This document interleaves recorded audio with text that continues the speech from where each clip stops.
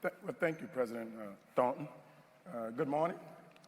Good morning. I'd like to really say good morning. If you all got up this early to hear about STEM, you all are definitely our people. We're here today and we have a conversation about STEM, and STEM is science, technology, engineering, and mathematics. And many people have described it actually as the currency of the 21st century. Many of the major problems that we will be facing in the 21st century, like transportation, cybersecurity, infrastructure, energy, homeland security, food, healthcare, and technology, need to be solved. And we need an army of people taking up the challenges of the day.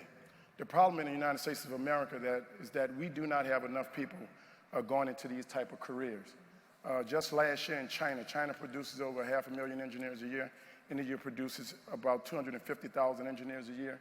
In America, for the last 20 years, we have produced approximately 60,000 to 70,000 engineers every year.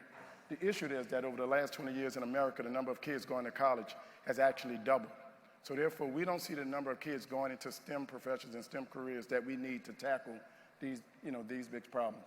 And the people I have with me here today are people on the forefront of trying to change those dynamics. So I'm not going to talk too much longer. I'm just going to turn it over to the panel and just let's have a conversation about STEM. Tony, you're with the Hispanic Heritage Foundation. What are you all doing to improve those numbers in STEM? I actually think everything's easy. I think my greatest advantage is I'm naive enough to think everything is easy to do. Sometimes you find out it's a little harder, but it's a great starting point. The biggest thing that bothers me, though, is that you go from some of these companies or government agencies are also deplete in diversity. They think they can't find the talent, then they think there is no talent, and you want to stop them before they might think we're not capable of these STEM jobs.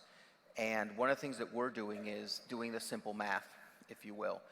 If in technology, for instance, there's 500,000 vacant jobs right now in the United States. There's going to be a need for to fill 1.4 million more by 2020, which is a short 5 years away. 90% of schools don't teach computer coding. So we created a program called Code as a Second Language. We are teaching it in 50 schools in 15 markets, and it went really well our first year, and now we're moving into the consulates at the Mexican and Salvadoran consulates all over the country to teach it as immigrants are coming into the country. You're armed with a value proposition for America if you're able to fulfill one of these jobs. We're also trying to work backwards from how to reach youth on their terms. And there's nothing worse than a bunch of, including myself, middle-aged people talking about how to reach a 15-year-old. The experts are the 15-year-olds. So, or a 20-year-old like me. And so one of the things that we try to do is to involve gaming, which Black and Latinos over-index on. And so how do you engage and bridge from playing a video game to developing a video game to going into cybersecurity? Again, it's not that complicated. We were able to pull together 500 computer programmers for an event that we did simply because we wanted to see how many we can get in a room. And there were 500 Latino programmers. The most before then was 30. And 40% were female. And now they've been able to build a community, and now we're doing it in 5 other parts of the country, which means our network is growing and growing specifically in those STEM areas.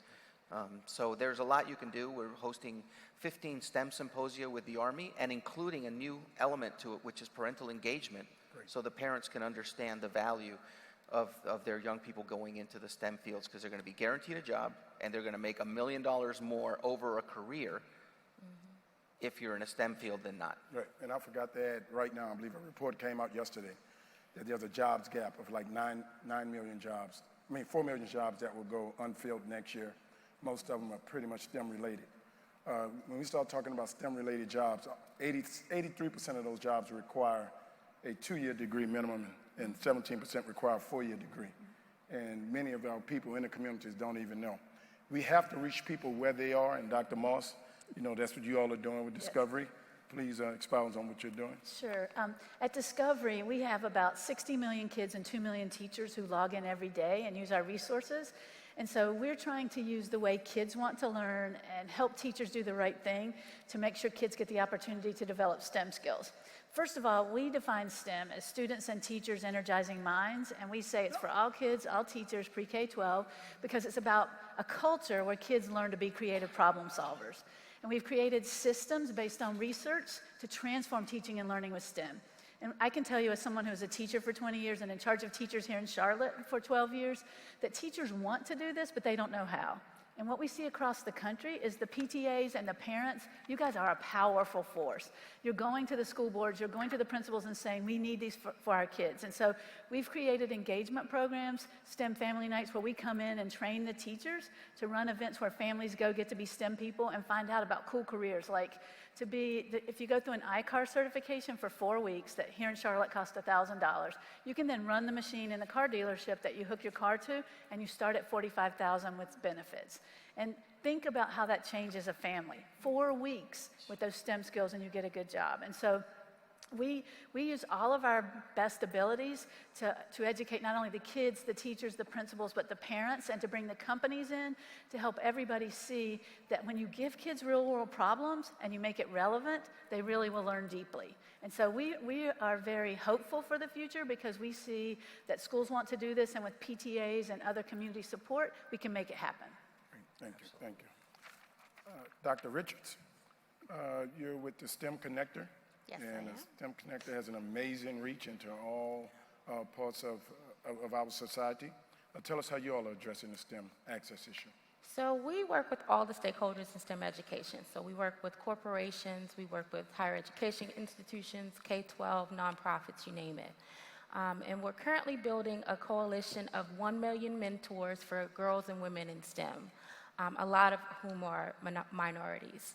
And I would say it's exciting to wake up every day and love your job. I have a STEM background, and to be able to know that we're connecting students with opportunities and with mentors, and not just mentors, but sponsors, people who will lift them up when they're not in the room and connect them with opportunities is truly a blessing. With that particular program, we are actually at over 250,000 pledges to mentor, but it's more than just that. We offer a variety of resources as well. So thinking about the corporations and nonprofits who really want to mentor but don't know how.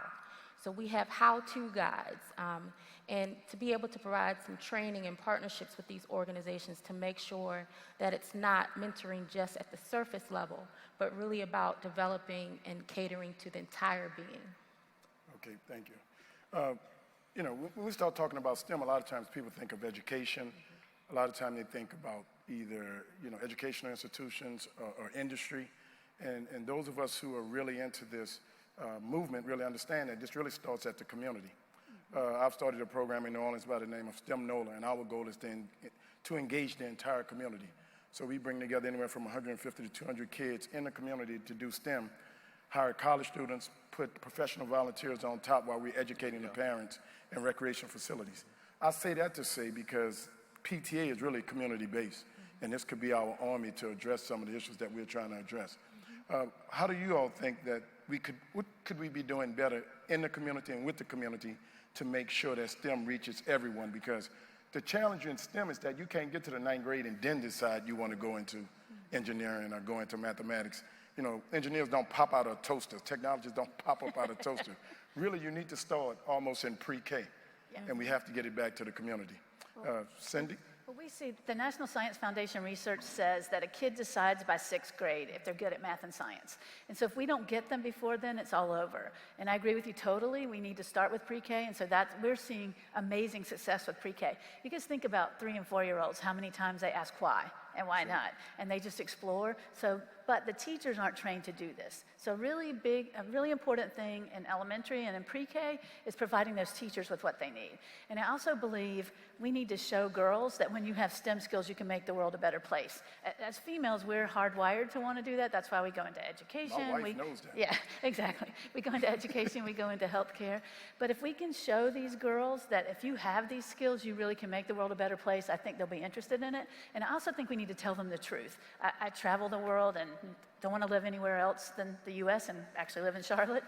But in our country today, women still make 77 cents on the dollar compared to men in the same job with the same education level. But in STEM, it's 95 cents or better. And so I think if we tell girls the truth and we really let the parents and the teachers understand what's out there, it'll go a long way into growing the number of people we have in the STEM pipeline. Great. Tony?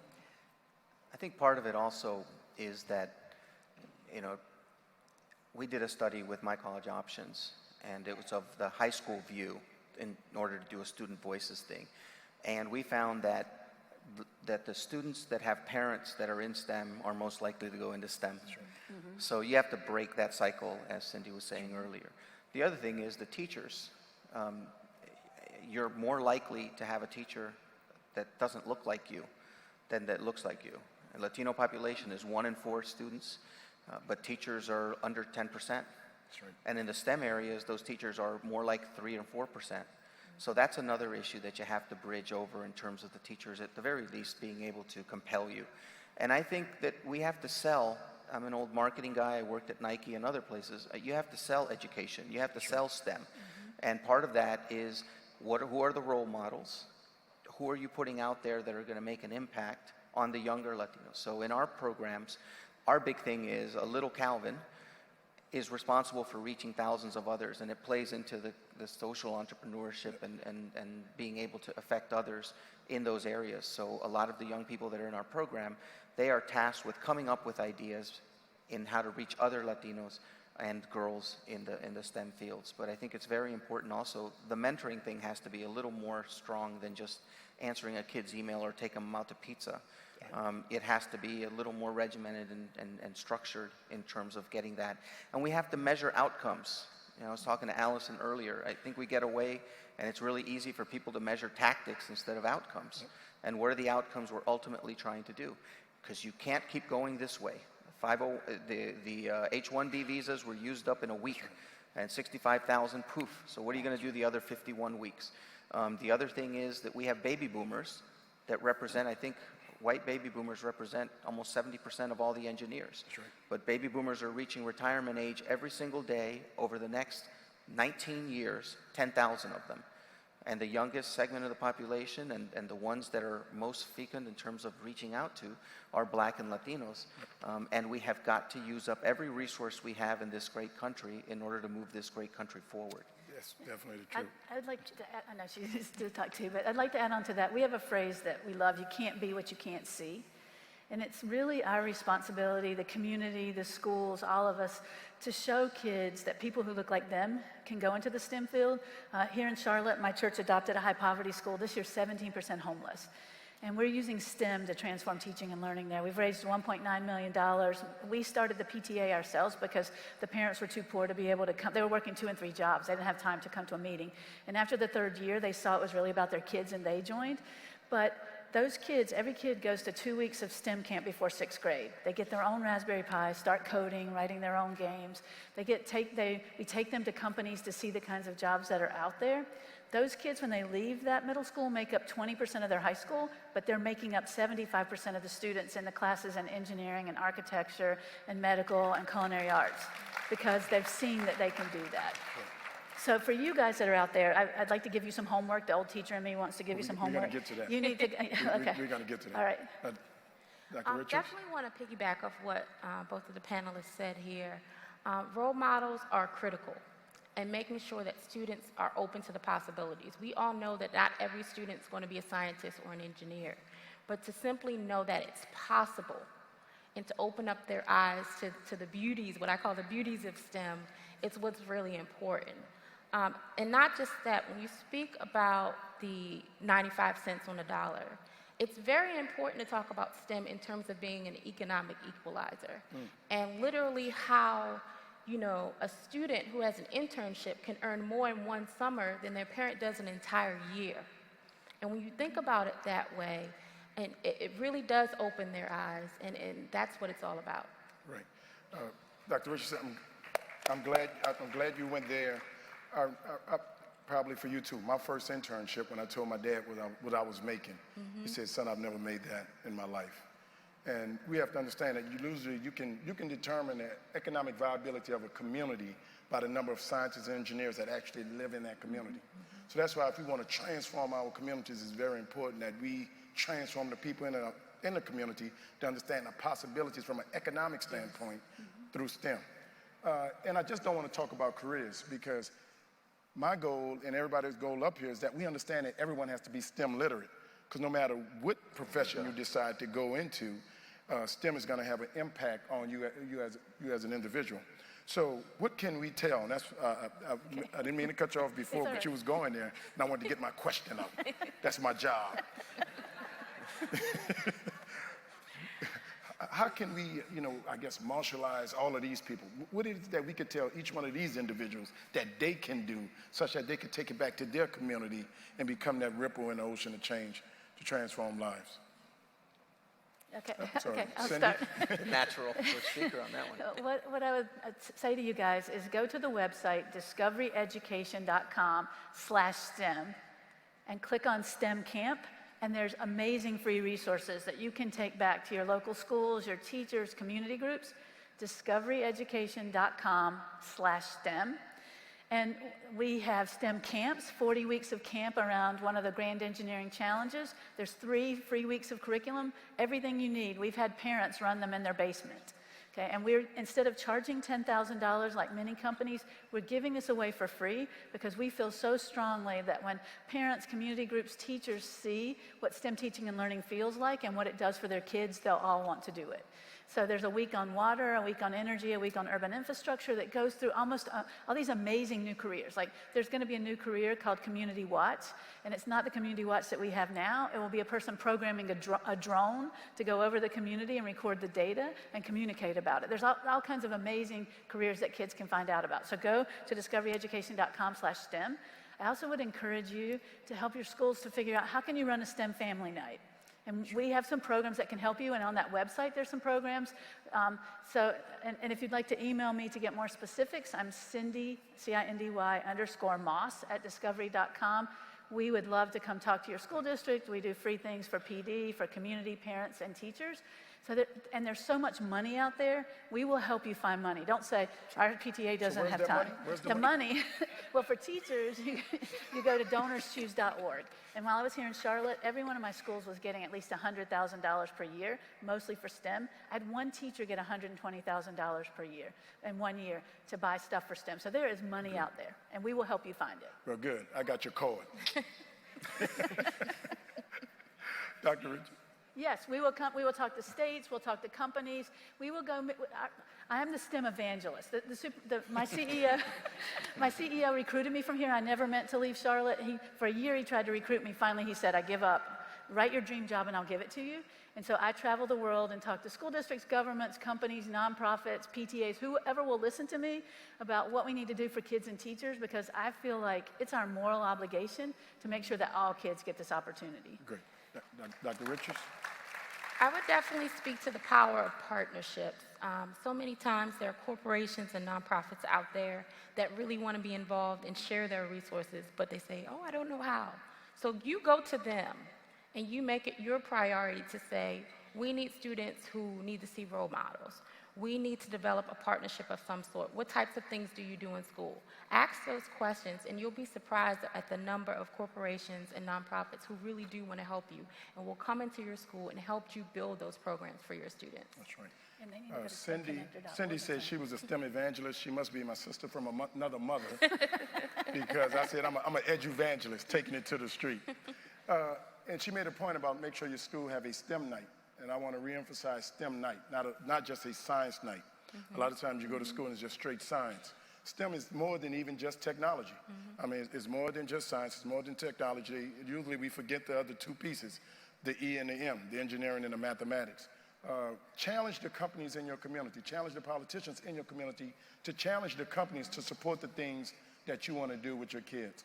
When you look at the amount of money that is spent, especially in urban areas, on infrastructure through government contracting, things like that, in New Orleans, I am literally, beating up the mayor to challenge these companies to come and support STEM initiatives throughout the communities to reach those people who otherwise would not be exposed to these type of efforts. So the money is there, and you have to go out and get the people. Yes. And the content is there. Allison was talking about what Microsoft has available for free. Obviously, Cindy's talking about what Discovery has, and it's vast. Everything is out there already. Somebody really smart built a website. Somebody really smart put it all on YouTube. It's all there as a parent that you can teach your kid about STEM. It's all there in a very rudimentary way that's easy, even I could use for my kids. Wow, you can use it? Yeah, believe me. But as soon as I put down the sundial, I'm able to teach them how to use it. Everything is already exists. There's nothing really complicated here. Everything's available at a touch. So get out there and use these resources that exist out there. The other thing that I think is important is to talk about how you need to make it relevant for the kids. So when my kid's playing video games, I'm like, do you know that you can build one of these if you know how to do this? Right. When you're playing Angry Birds, do you know that actually somebody had to code that game and somebody has to make it move a certain way? When they turn on the faucet, I try to say, do you know somebody had to actually engineer how that's coming out and design it? So I try to make it as relevant for them as possible, because otherwise, if you're speaking in a very highbrow way as to everything as being a doctor or an engineer, you might lose them, that it's a bit daunting. But if you talk to them about real world things, even how a sidewalk works or how a city works, that some civil engineer had to lay all of this out, I think it's important to make it relevant for them. It's funny, he would say, I don't even use the word STEM with kids. I think STEM is an industry word that we should keep to ourselves. Or the other end of a flower. Or the other end of a flower. I talk to kids and parents about helping your kids become creators, makers, and innovators. You used another word about relevant. In the aftermath of Hurricane Katrina in New Orleans, I went to Holland, and I was sitting down talking to third and fourth graders, and they was talking about environmental science like they were scientists. And I realized that in the aftermath of Hurricane Katrina, I had an entire city of kids who otherwise did not understand their environment. And another word you brought up is everything is there. And you, Dr. Richards, you work for the STEM Connector, and I've always admired your name. Absolutely. Because what you all do is exactly what needs to be done. You connect all the dots. So what are some of the things that you are doing? What do you think is one of the most critical policy issues that you all need passed or that has to be overcome to make sure that these dots are connected such that the information flow to the people who it needs to flow to? Well, one of the things that's coming down the pipeline is performance-based funding, where you tie funding to the number of minorities and women that are successful in STEM, whether that's at the higher education level or the K-12 level. And that really makes sure that the funds are going where they're needed. And as we look around the region, especially in urban areas, you already know the funding is not there. And so just to piggyback of what we were saying earlier, because of those policy issues, it's our responsibility and your responsibility to make that extra effort, to go out to those corporations, go out to those nonprofits, and make sure that your kids have what they need. And thank you for going there, because we talked about access. Access is an issue for STEM for pretty much all Americans. But when you think about Hispanics and African Americans, it's even worse. Yeah. I mean, a report just came out, I believe 2 days ago, that said in its last diversity count, Facebook had hired like 7 African Americans in the last year. Yes. Facebook, now the richest company in the world on the stock market, hired 7 African Americans in the last year. So therefore, if we're going to solve this problem, what we realize, Antonio, is that if the Hispanics and African Americans were in STEM at the rate in which they are in a population, we wouldn't have such a problem. Yeah, but when you're dealing with the diversity issues, I always think instead of just chastising people and wagging fingers at them, you need to show them where to go. There it is. Because at some point, you're looking at someone that seems ludicrous to us because we live in this world, but it's like somebody shouting about trying to get a decent hamburger at a vegetarian restaurant. You're in the wrong place. But I do think that... Yeah. Well, I'm not supposed to clap. I'm sorry. But I do think that it's important to show them where to go, and then to take what you do have, take inventory and what you do have to be able to leverage them to reach others. So we've asked around and said, how many Latino programmers have you had in one room before? And the answer we got was 30 or something. And we said, oh, we can beat that in our, without even trying. I mean, we have 150,000 in our network, and we'll see about doing that. It wasn't even hard.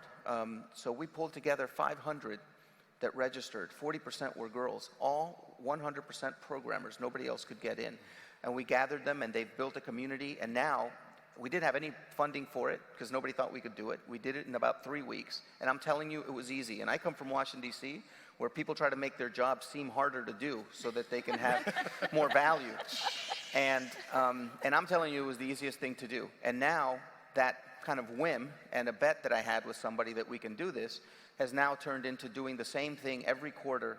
We're going to LA next. The mayor asked us to do a coder summit there. And then we're going to be during South by Southwest at UT.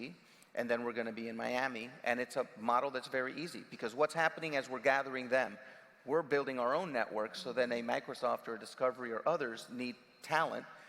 We now are building and building in an area that is so necessary. So it's not complicated. And the talent that you have there, those 500, should be able, because they all hang out with each other, should be able to create an additional 10 each.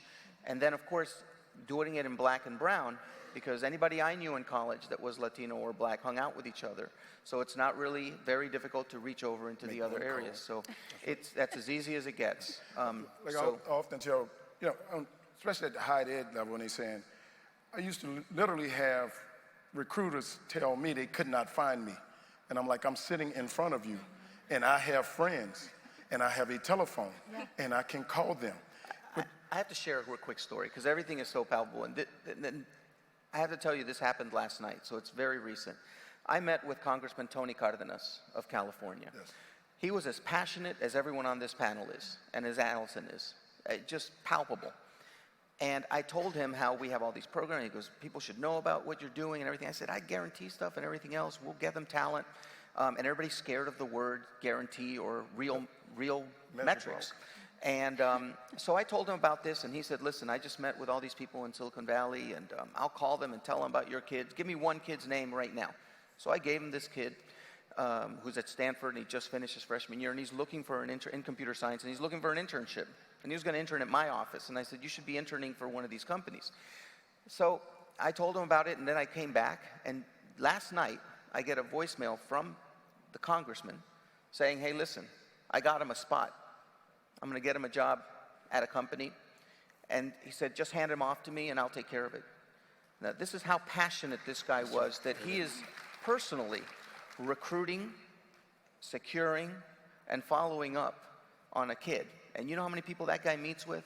But I just want to say that I know we're going to be successful in moving the needle because of this collective effort and this spirit that we have, whether it's a congressman, whether it's STEM Connector, whether it's Discovery, whether it's the work that you're doing, which is, as a moderator, you don't get a chance to talk about what you're doing, which is remarkable, and certainly the work of Allison, who's all over the country, and I've met her so many times because she's another evangelist for STEM. So, great, thank you. Cindy, again, we're talking about what can, you gave them that. I gave them their homework. What can schools do better that you believe? Because I bring up the school issue because there's a lot of school reform going on, and I just believe the things that we're doing in STEM, it cannot be school 2.0. Right. We have to engage these kids in a different way. Right. Well, we've created programs to help schools do that. What we see as we travel across the country. I use information from STEM Connector. We call it our STEM munition. So one of the things you guys can do is get those data points, then go to your principal, go to your school board, go to community leaders, and say, this is the STEM munition that says we need to do this. We have to find a way to make this happen. Schools want to do this, they don't know how. And so we've created a system to come hold their hand and help them figure out they can still teach their standards, but they can do it in a way that's relevant, because our kids today have great fake meters. And we give them real problems, they'll be engaged, and the rigor will take care of itself.